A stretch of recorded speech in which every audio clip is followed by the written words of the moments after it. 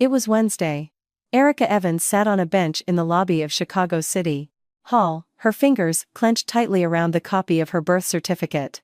She wasn't here for a divorce. She had come to pick up a form for her brother's marriage license. But just 10 minutes ago, next to a trash can in the waiting area, she had found a crumpled airline receipt. The paper read, Mia Sterling, Ord CDG, AA 150. The date was yesterday. Her husband, Ethan, had said last Friday that he was going to Boston for a 3-day business trip. He was supposed to be on his way back today. On the back of the receipt was a single line of handwritten script, the ink slightly smudged. Ethan, I left the key to the apartment in the usual spot. It was a woman's handwriting.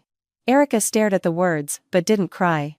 She calmly took out her smartphone and opened her message thread with Ethan. The last text was from 11 p.m. the previous night. Still in a meeting. Go ahead and sleep. She hadn't replied. Now, she folded the airline receipt, slipped it into her purse, and stood up. A clerk called out, Number 3, Erica Evans? But she didn't turn back. When Erica arrived home, her in-laws were watching TV in the living room. Her mother-in-law, Brenda, was curled up on the sofa, peeling an orange. A trashy reality show about messy relationships was playing on the screen.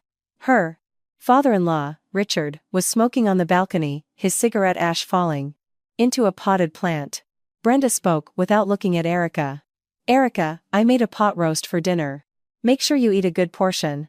You need to keep your strength up if you want to have a baby. Erica, who was hanging up her coat, froze. She had been hearing the word, baby, for 3 years. 3 years of marriage.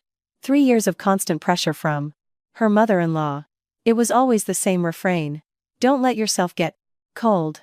Don't stay up too late. I talked to a psychic who said March of next year is a very fertile time. As if conceiving a child was her responsibility alone. Richard, Brenda, I need to ask you something, Erica said, her voice steady as she walked to the front of the sofa. Only then did Brenda finally look at her. What is it? When Ethan left last Friday, where did he say he was going on his business trip?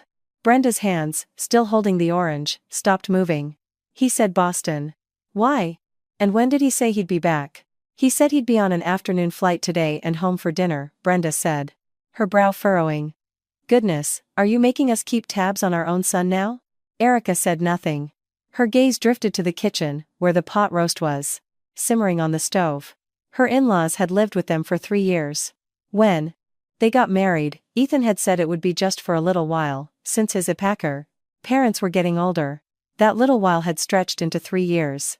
In those 3 years, her spare bedroom had become their storage unit, her home office had become Richard's chess room, and her kitchen had to cater to Brenda's dusts. She had asked to move out once. Ethan's response had been sharp. What, you? Don't like my mom's cooking? Or is my dad relaxing at home bothering you? She hadn't said another word that night, suddenly realizing that in this house, no matter what she said, she would always be the bad guy. Erica, did you and Ethan have a fight? Brenda asked, getting up from the sofa. Couples fight all the time. Men are busy with work, so you can't be so demanding. I haven't been demanding. Well, then, it's fine, Brenda said, patting her shoulder. Go wash your face. We'll eat soon. Oh, and were you able to get that form for your brother? Erica didn't answer. She went into her bedroom and closed the door. She opened the closet and felt around on the bottom shelf. There was a metal box where she kept mementos from their wedding. A copy of their marriage license, a wedding invitation, the reception menu, and a single photograph. In the photo, Ethan was smiling, hugging a woman under the Eiffel Tower. It was his first love, Mia Sterling. Erica knew this woman. A week before the wedding, Ethan's phone had buzzed. She'd glanced at it. The sender was Mia. The message was just one sentence. Be happy, Ethan. Erica had asked him who she was. He said she was just an old friend. When she pressed further, he clammed up. His silence was more unsettling than any excuse. But at the time, Erica didn't make a scene. The invitations were sent, the venue deposit was paid, and both families had already met. She had told herself, everyone has a past. Now, she placed the photo and the airline receipt side by side. Paris. The Eiffel Tower. AA 150. Mia Sterling. As the puzzle pieces fell into place, a laugh escaped her lips. The business trips he always talked about were trips to Paris. The meetings he was always in were moments spent by her side. The marriage she had believed in was, from start to finish, one colossal joke. Her phone buzzed. A text from Ethan. Plane just landed. Anything you want for dinner? I can pick it up. Erica stared at the screen. She wanted to ask, are you picking it up from Boston, or from Paris? But she didn't send it. She replied with a single word. Okay. Then she stood up and opened the bedroom door.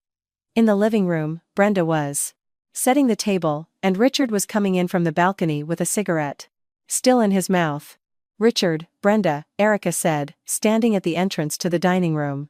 After dinner, I have something to talk to you about. What is it? Brenda asked. I'll tell you after we've eaten. She didn't want to say something that would make them lose their appetite, even if what she was about to do was far worse than that. The dinner table was silent. The pot roast was tender and the broth was rich. Brenda was an excellent cook. Erica had to admit that. Eat more, Erica, Brenda said, placing a piece of beef on her plate. You'll have a hard time getting pregnant if you're so thin. Erica didn't respond. After 3 bites of rice, she put down her fork. I'm finished. Is that all you're eating? Brenda asked, frowning. Brenda, you said you had something to discuss after dinner, Richard prompted. Brenda and Richard exchanged a look. Go on, then. I need you to leave this house today. Brenda's fork clattered onto her plate. Richard froze. What did you say? Brenda's voice rose. I need you to leave this house today, Erica repeated, her tone calm. I'll come back now. Pack your things. I'll even call you a cab. Erica Evans. Brenda shrieked, jumping to her feet. What are you talking about? This is my son's house. The deed is in my name, Brenda. Brenda was speechless. The house was, in fact, Erica's property.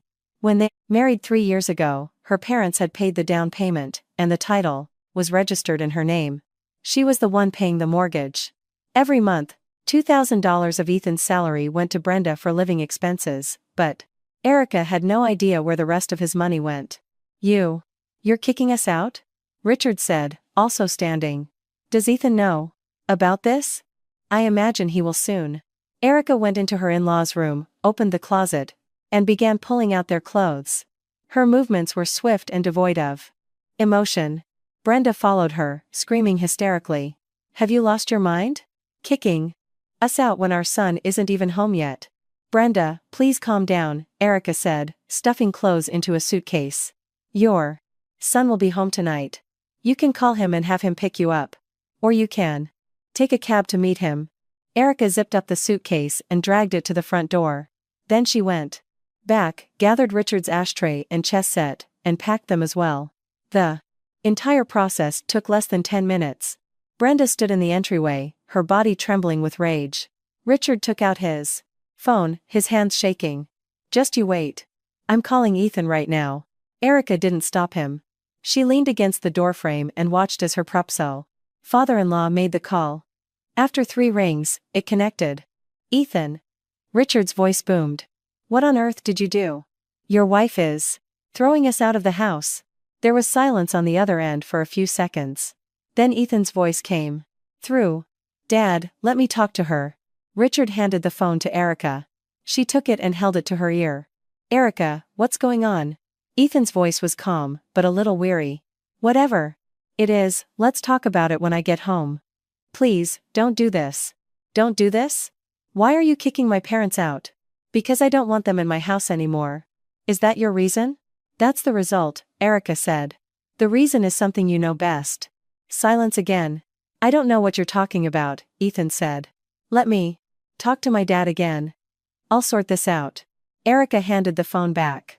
Richard took it and went out to the balcony, speaking in a hushed tone. Brenda stood in the middle of the living room, tears welling in her eyes. Erica, after everything I've done for you. Brenda's voice trembled. I cooked for you, I cleaned the house for you. Brenda, you have been very good to me, Erica cut her off. But your son has not. What did Ethan ever do to you? He gave you money every month, didn't he? I received the money. Then, why? Brenda, please don't ask anymore. Erica didn't want to explain. It was too exhausting. She couldn't possibly say, your son has been flying to see his first love every time he claimed to be on a business trip. Even if she did, Brenda wouldn't believe her. She would probably say, that's all in the past. Men have social obligations. You're just being narrow-minded. So she kept her mouth shut. Richard came back in from the balcony, his face pale. Erica, Ethan said too. Please calm down, he said.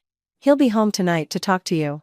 There's nothing to talk about, Erica said, pushing the suitcase toward the front door. You two should go on ahead. When Ethan gets here, tell him to come and talk to me.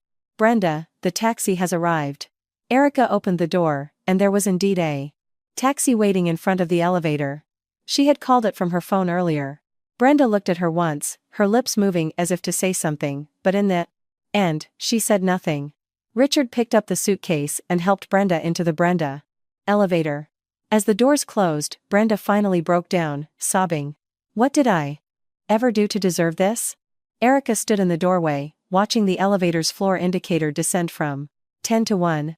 Then she closed the door. The house was suddenly quiet.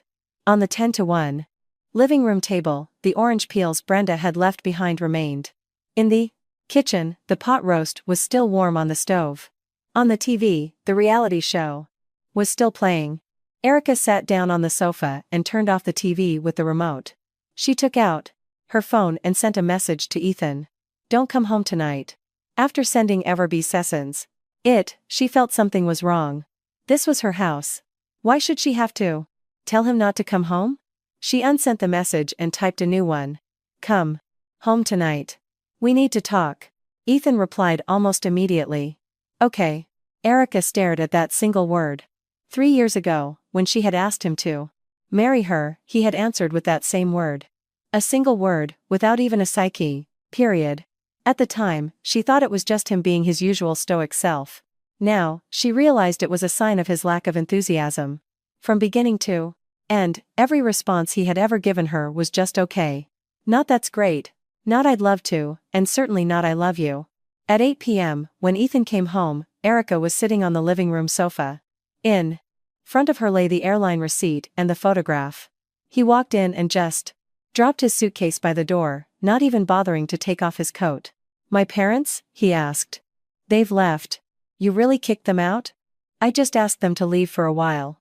Ethan stood in front of the coffee table, looking down at the items on it. He saw the airline receipt, then the photograph. His expression didn't change. Erica watched his face, searching for a flicker of panic or guilt, but found nothing. He looked as if he were merely observing a piece of paper and a photo. Did you go through my things? He asked. I found the boarding pass at City Hall, Erica said. The photo was already here. Don't you remember? You put it in this box yourself on our wedding day. Ethan was silent for a few seconds. Then he sat down on the sofa opposite her, the coffee table between them, as if they were in a negotiation. What do you want to talk about? He asked. Where were you last Friday? Boston. Flight AA-150 is not a flight to Boston. Ethan was silent. AA-150, O'Hare to Charles de Gaulle, Erica read aloud. Arrival yesterday. How long were you in Paris? 3 days. With whom? A colleague. Is Mia Sterling your colleague? Ethan's brow finally furrowed. Did you look her up? I didn't have to. Erica's voice was thin. I looked up my husband. There's nothing between us. Nothing? So you lie to me and go to Paris for nothing? I thought you would misunderstand if I told you. Erica laughed. A real, audible laugh. The sound finally made Ethan's expression change. He looked out the window. Erica, Mia and I were college classmates. She moved to France, and she needed my help with something. What kind of help? It's personal. What kind of personal matter? Erica Evans, Ethan said her full name, his voice low. Please, just stop. What have I done? Is this fun for you? This interrogation? Yes, it is, Erica said. It's a lot of fun. For the first time in 3 years, of marriage, I feel like we're actually having a conversation. I'm having a great time. Ethan stood up, walked to the window, and turned his back to her. I don't want to fight with you, he said. Just bring my parents back. Whatever the problem is, let's talk about it, just the two of us. They are never coming back. You. Ethan, listen to me carefully. Erica stood up. Her voice wasn't loud, but every word was clear. From now on, I will live in this house alone. Your parents, and you, will not be coming back. Ethan turned to face her. You want a divorce? Do you think we can continue living like this? Why not? Ethan shot back. Just because I saw Mia? Because I didn't tell you? You think that's a small thing? I'm not saying it's small. But it's not enough to get a divorce over. Erica stared at him. A profound exhaustion washed over her. Not a physical tiredness, but a weariness that seeped into her bones. When she married him 3 years ago, she thought she had married for love. Now she realized she had only married a carefully maintained facade. He earned money while maintaining the facade, came home while maintaining the facade, and lived with her while maintaining the facade. But not once had he ever loved her while maintaining that facade. Ethan Cole, can I ask you a question? Go ahead. Why did you marry me in the first place? Ethan didn't answer. He stood by the window, fumbling in his pockets. He seemed to be looking for a cigarette but didn't pull one out. Because you were suitable, he said. Erica nodded. It was the answer she had expected. Because I have a stable job, a clean family background, a calm personality, and I don't seem like the type to cause trouble, she continued his sentence for him. And most importantly, because I wouldn't snoop through your phone or dig into your past, giving you all the freedom you wanted. Erica, and I have done exactly that, haven't I? Erica cut him off. In these 3 years, I have never once looked at your phone. I have never once asked about Mia. Sterling. When you said you were on a business trip, I believed you. But what did you give me? You gave me a mother-in-law who nagged me daily to have a baby. And a father-in-law who smoked in the house and played chess. And you gave me a husband who was perpetually in a meeting. You gave me a house in my name, but not a single day of a real marriage. The living room fell silent. A breeze from the window rustled the airline receipt on the table. Ethan stood for a long time. Finally, he said one thing. I'm sorry. Erica shook her head. Don't apologize, she said. An apology is the most useless word in the world. It can't change anything. Then what do you want me to do? I want you to be honest with me. What is your relationship with Mia Sterling? Ethan was silent for a long time. So long that Erica thought he wasn't going to answer. Then he spoke. She was my first love, he said. We dated for 4 years, from my junior year of college until I graduated from grad school. And then? She went abroad to study. Why didn't you go with her? Things were a little tough at home back then. My dad was sick, so I couldn't leave. Erica waited for him to continue, but he said no more. So you broke up, she stated. Then what happened now? Why did she come looking for you? Ethan fell silent again. This time, the silence was even longer. Suddenly, Erica didn't want to know. She was afraid to hear the answer. But she had to ask. She's getting a divorce, Ethan said. She wants to come back to the States to Devers work, so she asked me for advice. To see if I could help her find a good job. And for that, you flew to Paris to see her. I didn't fly there just to see her. I had a project meeting in Paris anyway. I saw her on the side. On the side, Erica said with a bitter laugh. Ethan Cole, do you know what your biggest problem is? You always justify your actions. You went to Paris for a project, and seeing her was incidental. You married me not because you didn't love me, but because I was suitable. You kept secrets from me not because you had something to hide, but because you thought I would misunderstand. She walked closer to him, tilting her head up to look him in the eye. But do you know? All those incidentals and misunderstandings point to one simple fact. You don't care about me. Ethan's gaze finally wavered. He reached out as if to touch her shoulder. Erica took a step back. Don't touch me, she said. From tonight, you will sleep in the guest room. I will sleep in the bedroom. Tomorrow, we will discuss the blow. Divorce papers. I'm not getting a divorce. That's not for you to decide. Erica, please leave. Erica went into the bedroom and shut the door. She leaned against it and slowly slid to the floor. The tears finally came, but she didn't make a sound. She didn't want him to hear her cry. She heard footsteps in the living room. Very light footsteps, as if he were hesitating whether to knock or not. Eventually, the footsteps faded away. Then she heard the guest room door close. Erica took out her phone and opened her chat with her brother, Kevin Evans.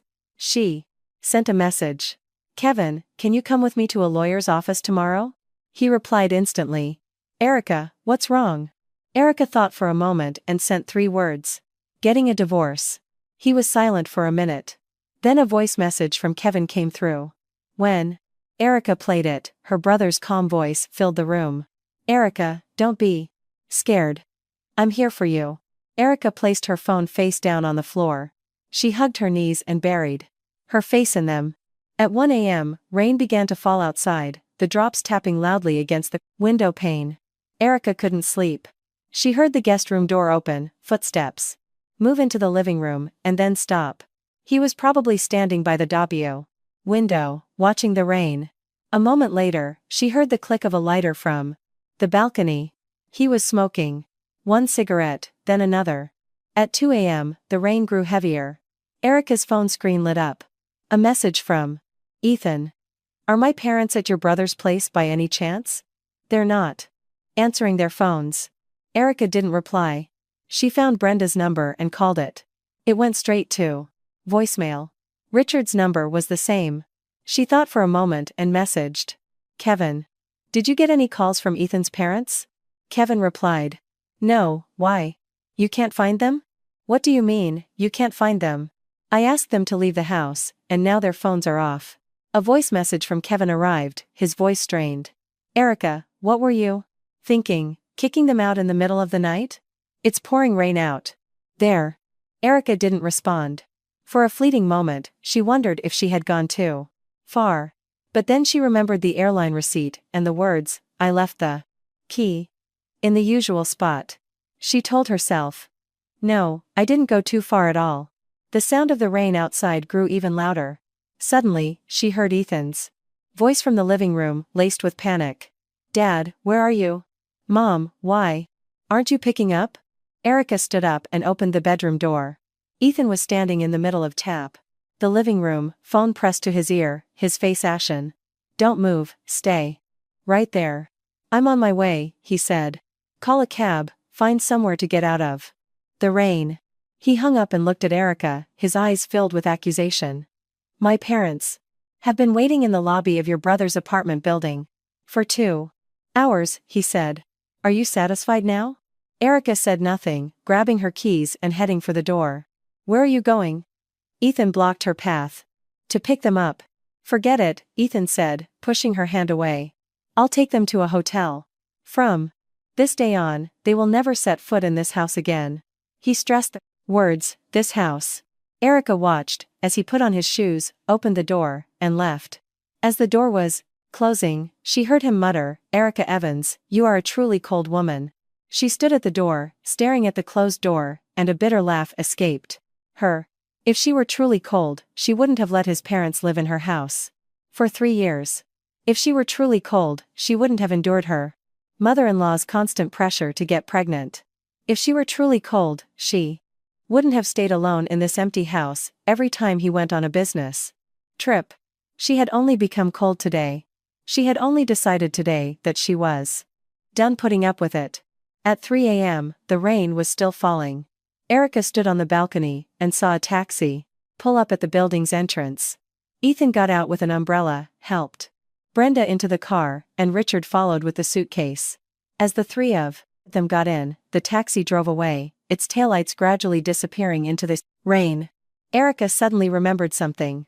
Today was their 3rd wedding anniversary. She had even put on special makeup that morning, thinking that when he came home, they could at least have dinner together. Now, the food was cold, and the people were gone. The next morning at 9 a.m., Erica had an appointment with a lawyer in a downtown office in the Loop. The lawyer, Miss Peterson, was someone Kevin had recommended. She was in her early 30s, wore thick-rimmed glasses, and spoke quickly, but her points were sharp and clear. "Erica Evans? Kevin told me about your situation," Miss Peterson said, opening a notebook. "You're seeking a divorce, correct?" "Yes. On the grounds of irreconcilable differences and a breakdown of trust." Could you be more specific? Erica placed the airline receipt and the photograph on the table. Miss Peterson glanced at them once, but didn't ask for details. Do you have any requests regarding the division of assets? The house is in my name, so I will keep it, Erica said. The car is his, so he can have it. Savings can be split 50-50. I have no other demands. I'm not asking for alimony. Miss Peterson adjusted her glasses. Miss Evans, I'll be frank with you.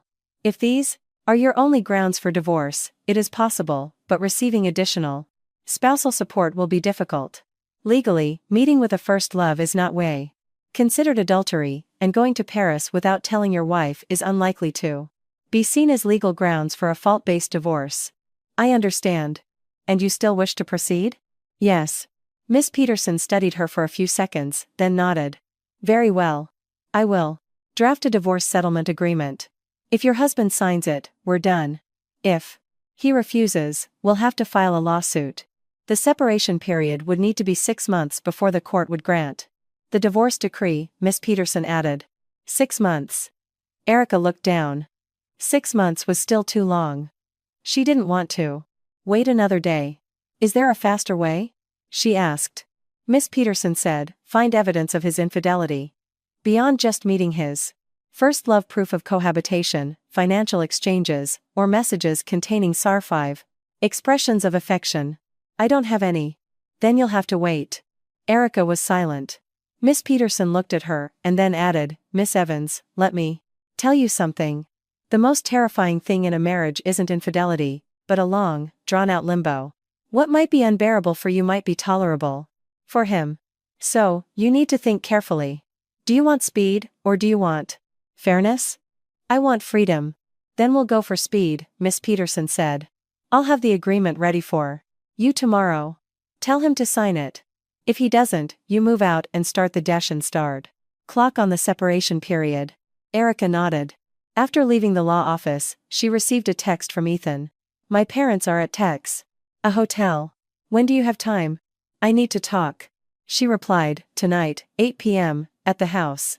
After sending the message, she stopped by a supermarket. She bought groceries and a bottle of wine. She wasn't sure what she was doing. She was about to get a divorce, yet she was preparing a final meal. Perhaps she just wanted to have one last proper conversation. Not an interrogation, not a fight, but a proper goodbye. At 7:30 p.m., Erica finished preparing dinner. She prepared all of Ethan's favorites. Roast chicken with mashed potatoes, green beans, and a simple tomato soup to start. She set the table, poured wine into 2 glasses, and sat down to wait. At 8 p.m. sharp, the doorbell rang. Erica opened it to find Ethan standing there. He had changed into clean clothes, and his hair was still damp. It was clear he hadn't slept much, with dark circles under his eyes. Come in, Erica said, stepping aside. Ethan took off his shoes and walked into the dining room. He stopped for a moment when he saw the food on the table. You made this? He sat down, but didn't pick up his fork, just stared at the food. Erica sat down as well and picked up her wine glass. A drink? She asked. Ethan looked at her, then picked up his glass and lightly clinked it against hers. They each took a sip, saying nothing. The living room was quiet, with only the sound of the wall clock ticking. Erica, Ethan spoke first. I want to apologize for last night. What are you apologizing for? For hiding the trip to Paris from you. And for leaving you to deal with my parents' situation alone. Erica didn't answer. But, Ethan changed the subject, you shouldn't have kicked them out in the middle of the night. It was raining, and they're elderly. So it was my fault. I'm not saying it was your fault, but there were other ways to handle it. What other ways? Erica put down her wine glass. If I had told you to your face, while you were here, that I wanted your parents to leave, would you have agreed? Ethan was silent. You wouldn't have, Erica answered for him. You would have said, we're all getting along, why do they have to leave? Where would they go? Did they do something to bother you? Of course not. Isn't that right? Yes, it is. Erica laughed. They were a bother. Having them live in our house for 3 years was a bother. Your mother nagging me every day to have a baby was a baby bother. Your father smoking in the office and staining the wallpaper was a father bother. The fact that this house never once felt like my own was a bother. Ethan put down his fork. This house is your house. The house was mine, but the home was not, Erica said. Ethan Cole, do you have any idea how I've lived for the past 3 years? Every time you went on a personate business trip, I slept alone in this bed, terrified by every little noise outside. When your mother said my cooking was too salty, I used less salt. When your father told me not to work late, I came home as early as I could. I turned myself into a model daughter-in-law. But did you ever once ask me if I was happy? Ethan looked down. I asked myself, Erica continued. Every single night, I asked myself, Erica Evans, are you happy? And the answer was always, I'm okay. Okay, is not happy enough. Okay, just means I'm surviving. Erica picked up her wine glass and drained it in one go. I don't want to just survive anymore, she said. Let's get a divorce. Ethan looked up at her. I won't. Why not? You still want to live with me? What do you want to live for? Erica's voice suddenly rose. Do you want to live those okay days with me? Do you want me to continue being your shield? To protect you from your mother, from Mia Sterling, from everything you don't want to face? I already explained about Mia.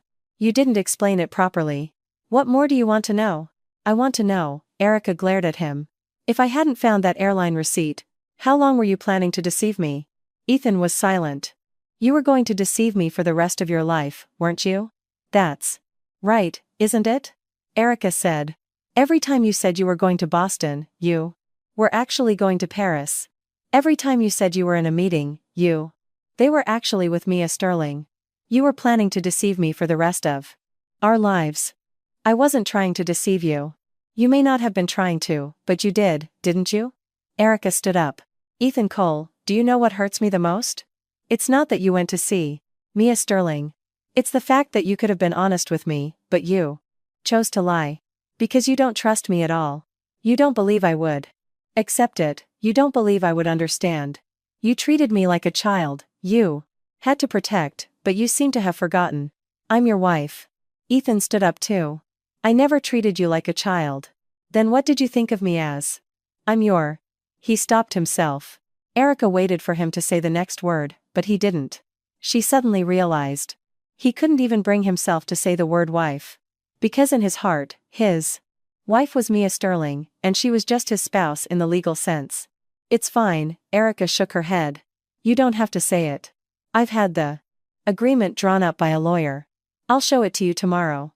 If you agree, you sign it.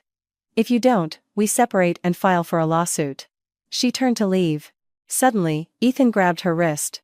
Erica, please, just give me one more chance. Erica looked down at his hand. It was cold and trembling slightly. She had never seen Ethan like this. He was always calm, composed, unshakable. But now, he was pleading with her. Just 3 months. Give me 3 months, he said. I'll sort everything out in 3 months. I'll have my parents move out, and I'll be completely honest with you about Mia. So please, let's start over. Erica pulled her hand away. Ethan Cole, do you know why relationships break? It's not because of a single betrayal or a single fight. It's because of an entrail. Accumulation of disappointments. You reach a point where you can never go back. For me, that moment was yesterday. The moment I saw that airline receipt. Please leave, she said. I'll send you the agreement through my lawyer tomorrow. She went into the bedroom and closed the door. This time, she didn't cry. She just stood by the window, staring at the city lights. The rain had stopped, but the ground was still wet. The streetlights reflected in the puddles, shattered into 1,000 pieces. Her phone buzzed. A message from her brother, Kevin. Erica, the lawyer said the agreement is all drafted. He'll send it over tomorrow. She replied, okay. Another message. Erica, are you really sure about this? She thought for a moment and sent 3 words. Yes. I'm sure. She put her phone down and heard the front door close. Ethan was gone. She opened the bedroom door and walked to the dining table. The food was mostly untouched, the wine half drunk. She sat down and, using the fork Ethan had used, picked up a piece of chicken. It was cold and tasted slightly off. She chewed it. A couple of times but couldn't swallow, spitting it out into a napkin. Then, she threw all the food from the table into the trash. She put the plates and forks in the sink and poured the wine down the drain. After she had finished, she stood in the kitchen, looking at the empty stove. Suddenly, she felt a hollow sense of release, as if something that had been pressing on her chest for a long time had finally disappeared. She could breathe. The next afternoon, Miss Peterson sent the divorce agreement to Erica's phone. She forwarded it to Ethan with a single sentence. "Read it. If there are no issues, please sign." There was no reply from Ethan. After waiting 2 hours, she sent another message. "It's fine if you don't reply. I'll have the agreement sent to your office by certified mail." This time, a reply came. "I'm downstairs at your office. Come down. I want to talk."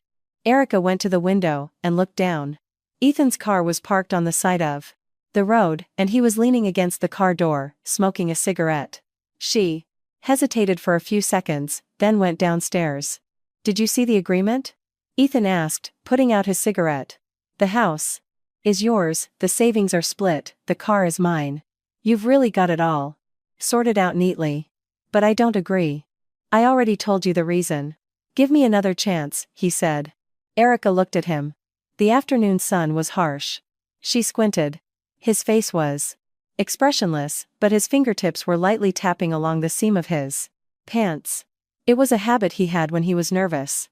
"Ethan Cole, I did give you a chance," she said. 3 years, over 1,000 days. You had a chance every single day. But you chose silence. My choice was wrong." "Yes, it was wrong," Erica said.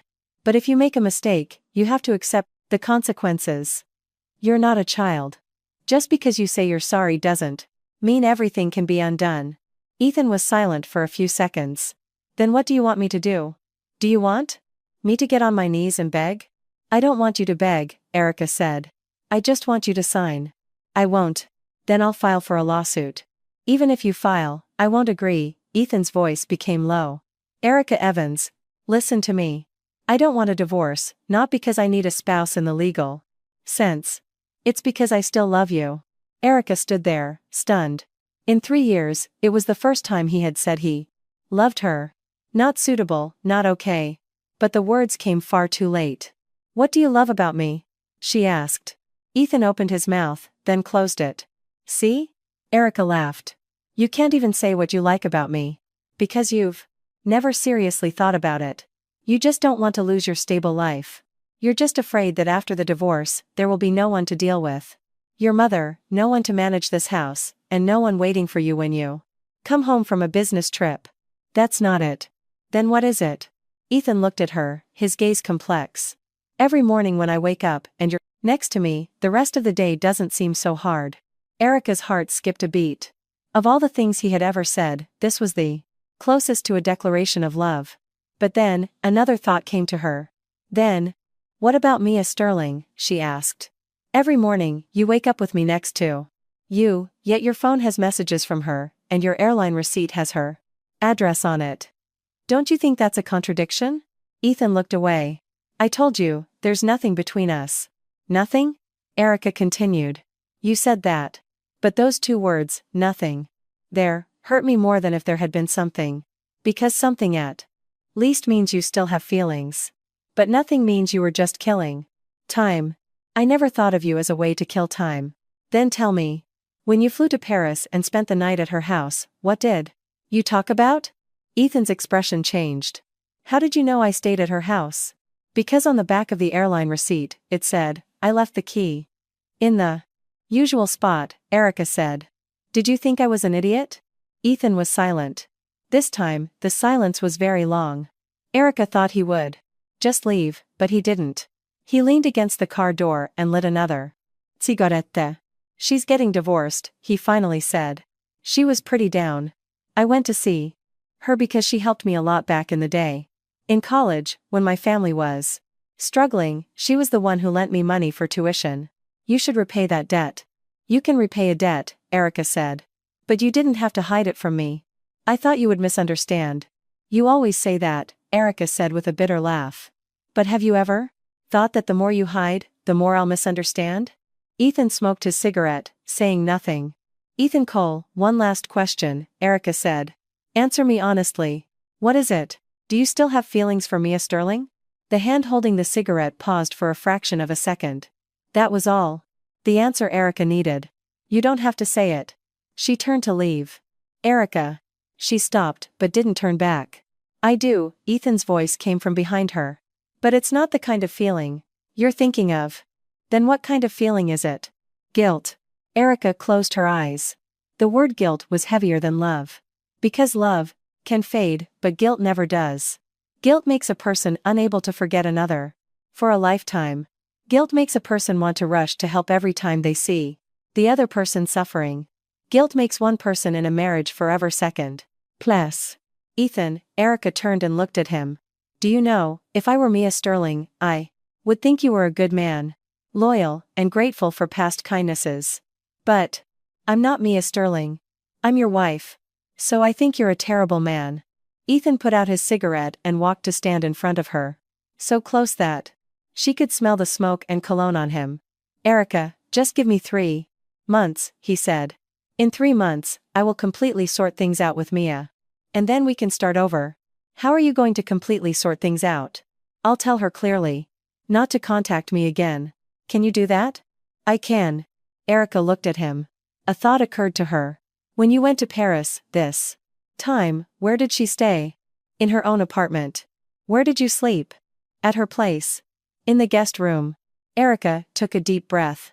Ethan Cole, do you think it's appropriate for a married man to stay at his first love's house? I wasn't thinking that deeply about it at the time. You never think deeply, Erica said. Because you don't care at all what I think. She turned and started walking away.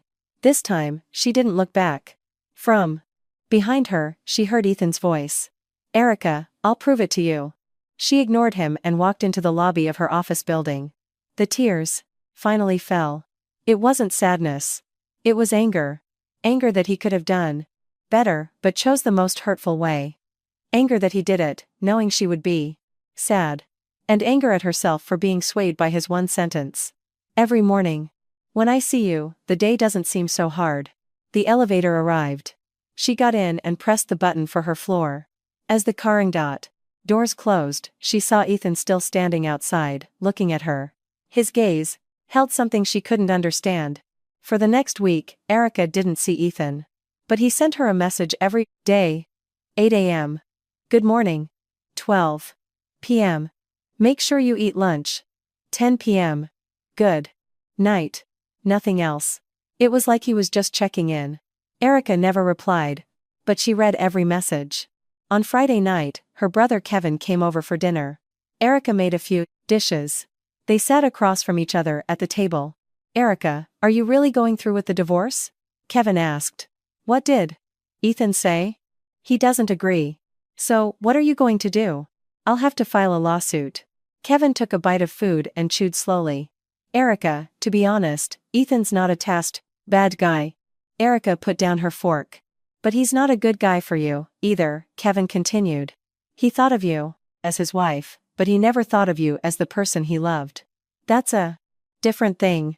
Erica looked at her brother. Kevin was 3 years younger than her, but sometimes he seemed much more practical. When did you get so mature? She asked. Watching you and Ethan for the past 3 years, I could tell, Kevin said with a wry smile. Erica, do you know what the biggest problem between you two was? It wasn't Mia Sterling or your in-laws. It was that you two never fought. Not fighting is a bad thing? Not fighting means you don't want to solve problems, Kevin said. Every time a problem came up, you would endure it, and he would avoid it. You endured, and endured until you couldn't take it anymore, and he avoided and avoided until he couldn't, and then it all exploded at once. Like you kicking out your in-laws. Erica was silent. Her brother was right. She had been enduring for a long time. She had only stopped yesterday. Erica, I'm not saying you shouldn't get a divorce, Kevin said. I'm just saying that whether you get a divorce or not, you should get everything out in the open. I don't mean you should fight with him, but you should tell him everything you're truly feeling. That way, you can really move on without any regret. Erica nodded. After dinner, Kevin left. She washed the dishes, scrubbed the stove, and cleaned the floor. When she was done, she sat on the sofa and opened her phone. Ethan's message had arrived, right on time. Good night. She stared at those 2 words for a long time. Then she typed 4 words. I want to talk. He replied immediately. Okay. When? Tomorrow afternoon. 3 p.m. The usual place. The usual place was a cafe they used to frequent when they were dating. It was on a small side street on the west side of town, a quiet little shop. They hadn't been there in over a year. The next day at 2:50 p.m., Erica arrived. Ethan was already there. He was sitting at a table by the window, with 2 cups of coffee in front of him. One was a black Americano, his. The other was a latte, hers. He still remembered her preference. Erica sat down, but didn't touch her coffee. Ethan Cole, the reason I asked you here today is to speak plainly. Go ahead. First, I want a divorce not because of Mia Sterling, but because our marriage itself was flawed. You didn't love me, and I don't love you anymore. We were just keeping up appearances. Ethan opened his mouth to say something, but Erica held up a hand to stop him. Second, I don't hate you. You just did what many people would do. Marry someone suitable, and miss the one you loved but who wasn't suitable. It may be immoral, but it's not illegal. Third, I won't wait for you anymore. Whether you sort things out with Mia Sterling or not, whether you change or not, I won't wait. I've waited for 3 years. That's enough.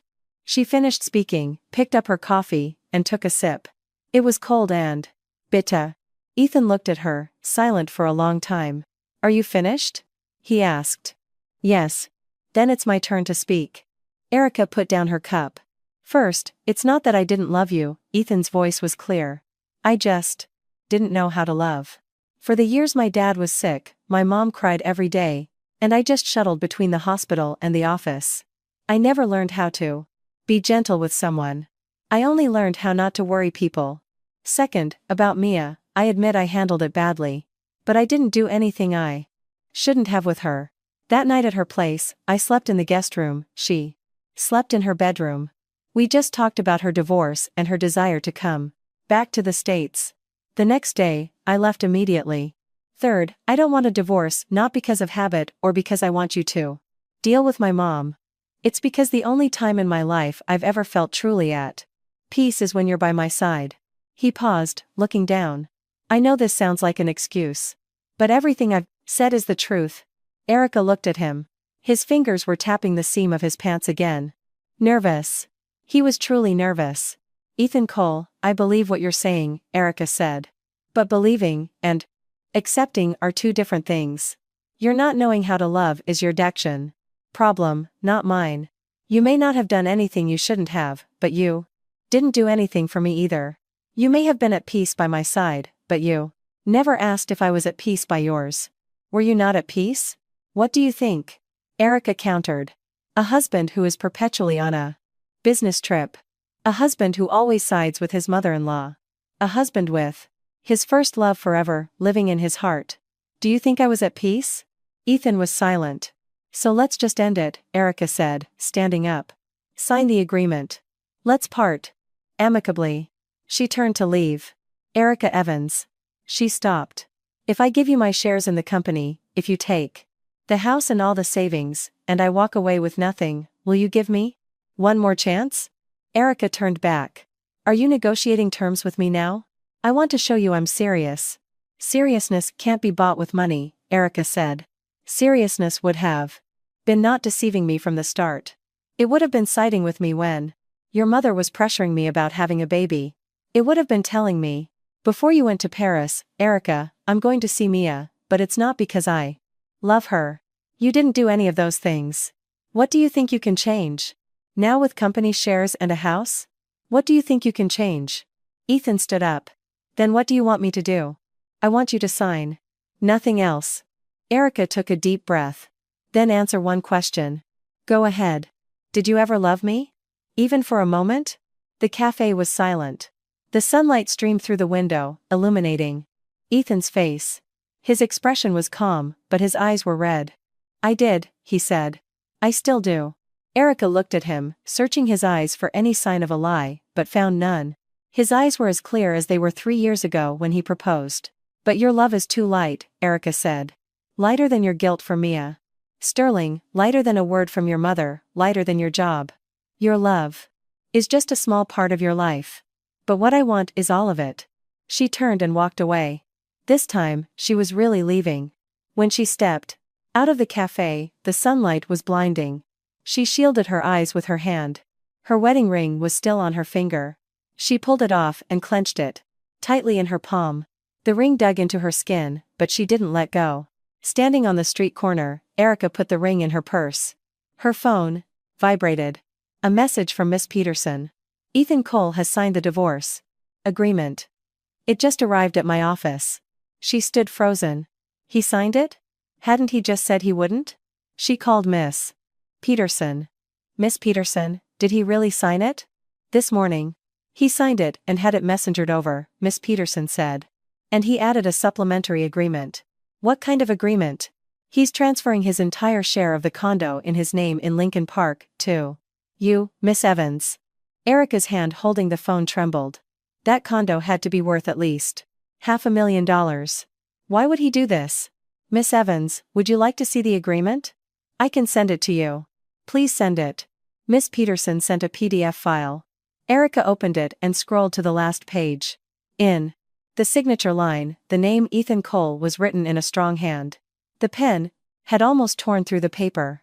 The supplementary agreement read, I, Ethan Cole, voluntarily gift my entire share of the property located in Lincoln Park, registered in my name, to Erica Evans, as compensation for the duration of our marriage, with no conditions attached. She stared at the words. She remembered what he had said in the cafe.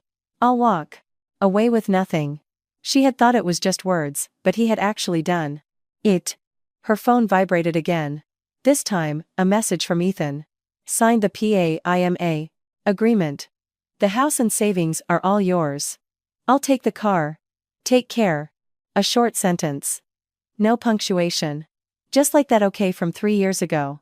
Erica stood on the sidewalk, looking at the message. The sun reflected off the Taliba phone screen, making her eyes hurt. She suddenly wanted to cry, but she held it in. She replied with just 2 words. You too. Then she deleted his contact. She deleted their entire chat history. She deleted 3 years of their marriage. In the first week after the divorce, Erica was fine. She packed up all of her in-laws' belongings and had them couriered to Ethan's office. She redecorated the bedroom, changing the bedding and curtains. She repainted the office, bought a new desk, and prepared to make it her own workspace. She also signed up for a yoga class, going 3 times a week.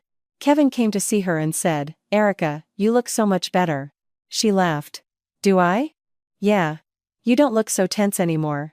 Erica looked in the mirror. The fine lines around her eyes were still there, but her gaze had changed. Before, it was tired, hesitant, always watching other people's reactions. Now, it was empty, but at least it was her own. On the 10th day, she received a phone call from an unknown number. Hello? Is this Erica Evans? Yes, it is. Hi. My name is Mia Sterling. Erica's grip on the phone tightened. What can I do for you? I'd like to talk to you for a moment. I don't think we have anything to talk about. It's about Ethan, Mia said. I think there's something you don't know. Erica wanted to hang up, but her curiosity got the better of her. What is it? I'd like to talk in person. Tomorrow at 3 p.m., at the cafe downstairs from your office. How do you know where my office is? Mia laughed lightly. Ethan told me. Erica was silent for a few seconds, then said, All right. I'll see you tomorrow. She hung up and sat on the sofa, staring at the ceiling. Why did Mia Sterling want to see her? To explain? To apologize? Or to gloat? Whatever it was, she wasn't afraid. She was already divorced, she had nothing left to lose. The next day at 3 p.m., Erica arrived at the cafe. Mia was already there. She was thinner than in the photo, but still beautiful. She wore a white shirt and had her long hair down, giving off a clean, fresh vibe. She was the kind of woman it was hard to hate. Erica Evans, Mia stood up. Please, have a seat. I ordered you an Americano. Erica sat down and looked at Mia. What is it you wanted to talk about? Mia took a folder of documents out of her bag and placed it on the table. Please take a look at this. Erica took the documents. They were hospital medical records. Patient name, Ethan Cole. Diagnosis, acute myeloid leukemia. Date, 2 years ago. Erica's hands began to shake. He's sick? He was diagnosed 2 years ago, Mia said. He's been undergoing chemotherapy. Ever since. Erica's mind went blank. Leukemia? Ethan? How? Why didn't he tell me? He said it would worry you, Mia said. He said you were a worrier, and you would cry if you knew. He didn't want to see you cry. Erica shook her head. That can't be. He was fine 2 years ago. He was going on business trips. The business trips he talked about were always for his chemo treatments. Mia cut her off. He wasn't coming to see me. Erica was stunned. Then, Paris? That was last month, Mia said. The chemo wasn't working as well as it should, and his doctor suggested seeking treatment abroad. I helped him research hospitals in France. Why wouldn't he tell me? He probably thought you couldn't handle it, Mia said. He said he was going to tell you once his condition stabilized. Tears streamed down Erica's face. The airline receipt, the note I left the deputy's key in the usual spot, flashed in her mind. Then, the note you wrote? That was for him, Mia said. I was telling him the key to my apartment was in the usual spot, so he could let himself in. I was on a night shift at the time hospital that night, so I wasn't home. Erica covered her mouth to keep from sobbing out loud. Erica, the reason I called you today wasn't to make excuses for him, Mia said. It's because I don't think you should hate him. You don't have to love him, but please don't hate him. For the past 3 years, he's been suffering more than you have. Why? Why did he get a divorce? Erica's voice trembled. He signed the papers and walked away with nothing. Because he felt guilty, Mia said. He felt that after deceiving you for 3 years, he no longer had the right to live with you. Erica shot up from her seat. Where is he? Northwestern Memorial Hospital. Hematology Department. Erica ran out of the cafe and hailed a cab. Northwestern Memorial, please. The driver stepped on the gas. She sat in the back seat, tears streaming down her face. Ethan's words, every morning when I see you, the day doesn't seem so hard, echoed in her mind. She had thought it was a declaration of love, but it was a literal fact. He was waking up every morning, not knowing how much longer he had to live. But she had never once asked him if he was okay. She had only cared about whether he loved her, whether he had deceived her. She had never once cared about the fact that he was sick. At the hospital's hematology ward, Erica opened the door to his room. Ethan was lying in bed, hooked up to an IV. He was terribly thin, his face pale, his eyes sunken. When he saw Erica, he froze. Why are you here? Mia called me. Ethan closed his eyes. She shouldn't have. She should have, Erica said, approaching the bed. You should have been the one to tell me. Ethan opened his eyes and looked at her. I'm sorry. Don't apologize, Erica said, sitting in a chair. Tell me honestly. How bad is it? Ethan was silent for a few seconds. It's intermediate stage. The doctor said. There's still a chance. The chemo isn't very effective. So, why France? There's a new drug there, still in the clinical trial phase, Ethan said. Mia looked it up for me. Erica took a deep breath. How long were you planning to hide this from me? Until you didn't need me anymore, Ethan said. I thought you would be happier if you divorced me. I didn't want to burden you with my problems. Ethan Cole, are you an idiot? More tears fell from Erica's eyes. I'm your wife.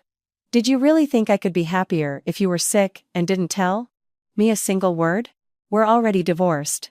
Even if we're divorced, I can still worry about you. But I don't want you to worry, Ethan's voice was frail. Erica, I deceived you. For 3 years. I don't deserve to have you take care of me. Erica took his hand. It was cold and bony. He seemed even thinner than when she had last seen him. Ethan Cole, listen to me, she said. I haven't submitted the divorce agreement to the city yet. And I might not. Ethan looked at her. Why? Why would you do that? Because I haven't decided whether to get a divorce or not. Before, I didn't know you were sick, Erica cut him off. Now that I know, I have to reconsider. Ethan closed his eyes. A tear rolled down from the corner of his eye. It was the first time Erica had ever seen him cry. The first time in 3 years. "Don't cry," she said. "If you cry, you'll make me want to cry too."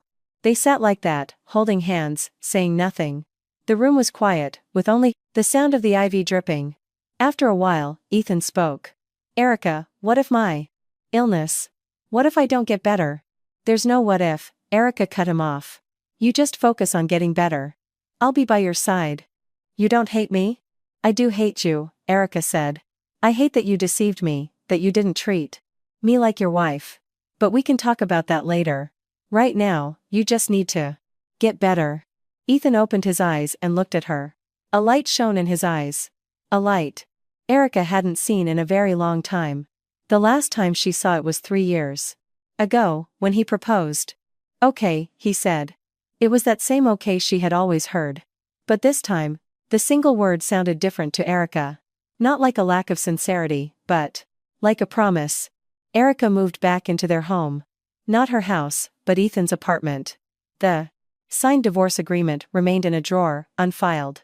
She went to the Damas.R. hospital every day, sat with him during his IV treatments, talked to him, and accompanied him to his tests.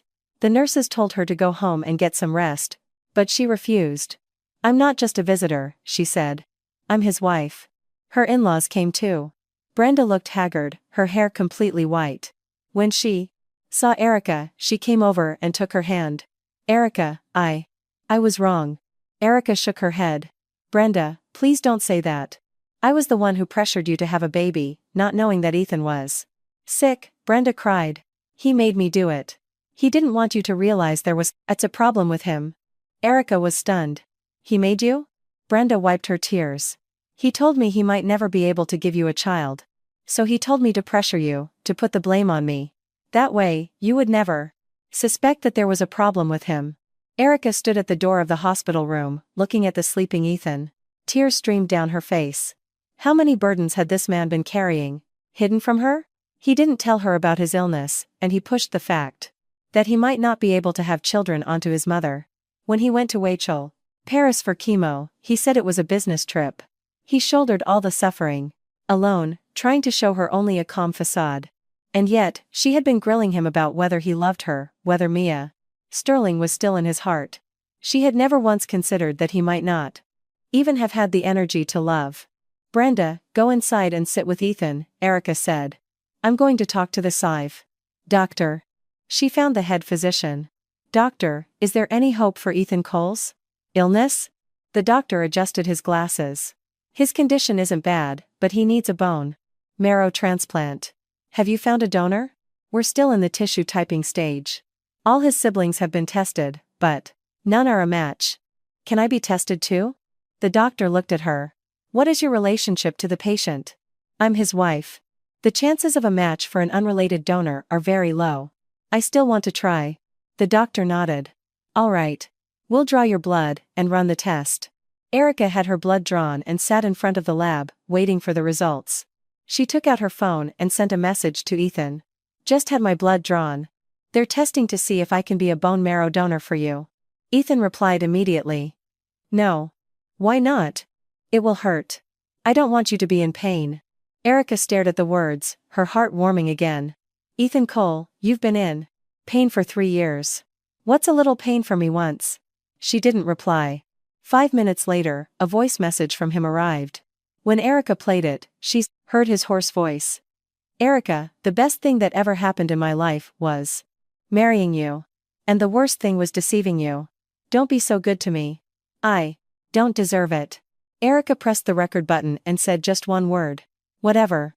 After sending it, she stood up and went back to his room.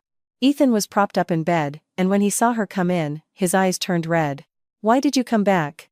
"To wait for the results," Erica said, sitting by his bed. "I'm not going anywhere until the results are out." Ethan took her hand. This time, his hand wasn't so cold. Maybe it was the IV, or maybe his heart had warmed up. A week later, the tissue typing results came back. Erica's bone marrow was a precedent match for Ethan's. It wasn't a perfect match, but it was close enough for a transplant. The doctor called it a miracle. The odds of an unrelated couple being a match were 1 in 100,000. Erica laughed. It wasn't a miracle, it was fate. Ethan looked at her, his eyes red. Erica, are you really going to donate?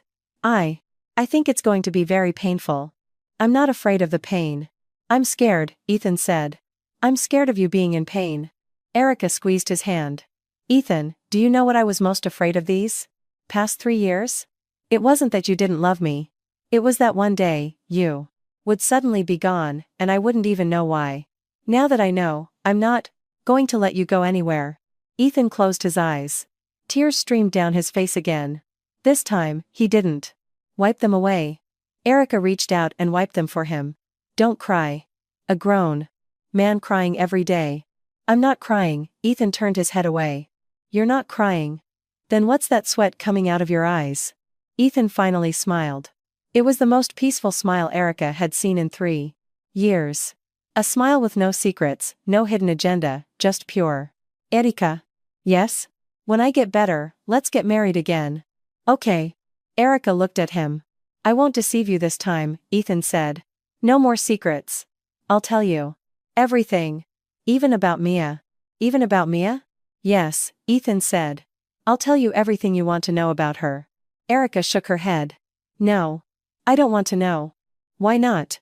Because I don't care anymore, Erica said. I used to care. I used to think she was a threat. But now I know. She's just your past. And what I want is your present and your future. Ethan took her hand and placed it on his chest. You can have it, he said. The present, the future, all of it. The surgery was scheduled for 3 months later. During those 3 months, Ethan's condition fluctuated. The chemo made him violently ill, and he lost all his hair. But every time he saw Erica, he smiled. Erica quit her job to take care of him full-time. Her in-laws went back to their hometown, not wanting to be in the way. Mia returned to France. Before she left, she stopped by the hospital once to see Ethan. Erica waited in the hallway and didn't go in. When Mia came out, her eyes were red.